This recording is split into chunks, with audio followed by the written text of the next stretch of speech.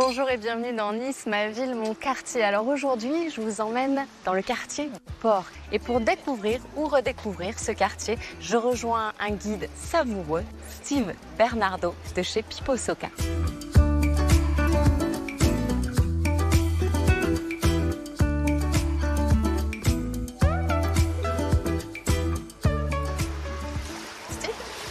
Bonjour. Salut Caroline. Enchanté. Enchantée, mais quel bonheur de m'avoir donné rendez-vous ici. Oui, c'est un endroit magnifique. C'est merveilleux, je voyais que vous étiez en train de rêver devant cette vue sublime. Ouais, on s'en lasse pas, le paysage, le plongeoir, c'est un cadre assez typique et emblématique pour les Niçois à Nice. C'est magnifique, ça évoque quoi pour vous, des souvenirs d'enfance? Moi, c'est des souvenirs assez forts d'enfance, parce que je suis un enfant issu d'une famille du port.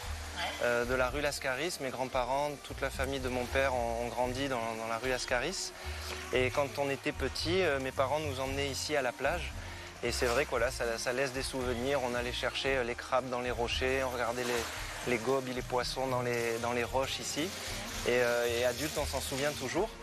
Cette plage, elle a quelque chose de particulier. C'est pas la plus belle de la Côte d'Azur, mais c'est une plage qui est chère aux Niçois, parce que souvent elle représente quelque chose pour eux, comme pour moi par rapport à leur enfance, puisqu'il y a cette tradition pour les gens du port en particulier d'aller à la plage ici. Alors on dit la réserve, exactement c'est la plage des bains militaires. La réserve c'est la plage qui se situe juste derrière. Et donc c'est une plage des locaux. On a des habitués qui viennent tous les jours, toute l'année. Et voilà, donc c'est un endroit qui est cher aux Niçois.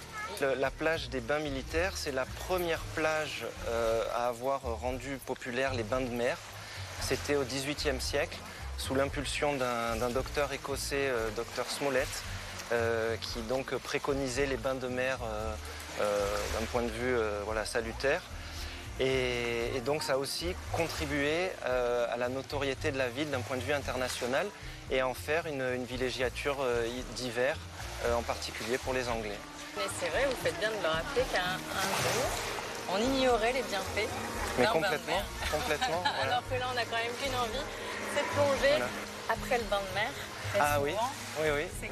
Les Niçois, ils vont manger une soca chez Pipo en rentrant de la plage. Bah, c'est ce qu'on va faire. Ça aussi, c'est une tradition qui se perpétue de génération en génération.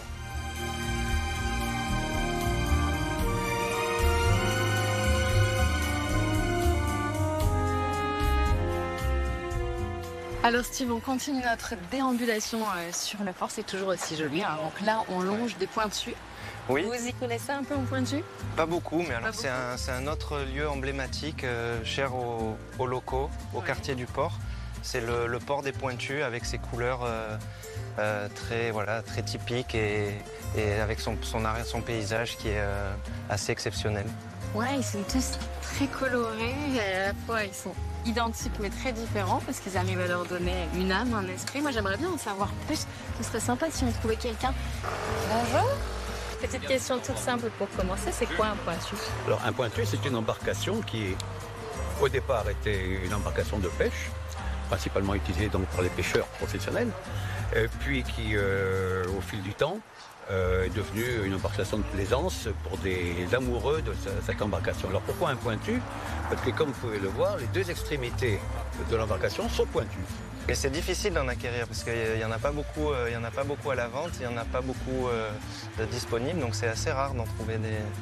Et rare aussi, en particulier à Nice, ce sont les places de mouillage. Il y a une règle, il faut que le pointu soit traditionnel, c'est-à-dire en bois. Il ne peut pas être en plastique, en polyester. Ouais. Et vous, Jean-Nicolas, vous les restaurez les bateaux, les pointus? Je restaure, je travaille dans les bateaux depuis que j'ai 18 ans, une bonne soixantaine d'années en arrière. Mais là, c'est un ami qui a un pointu qui m'a demandé de mettre la main à la pâte pour l'aider et pour le remettre en état. Auparavant, c'était voile et avirons. Maintenant, il y a toujours les avirons, mais la plupart, quasiment tous, ont un moteur diesel. Merci beaucoup. Merci de nous avoir consacré un peu de temps. On est obligé d'y aller parce qu'on a rendez-vous pour l'apéro là. On va chez Pipo. On vous invite pour une soca là. Quand vous fermez le chantier, vous pouvez venir manger une soca. Non. Avec plaisir. Merci.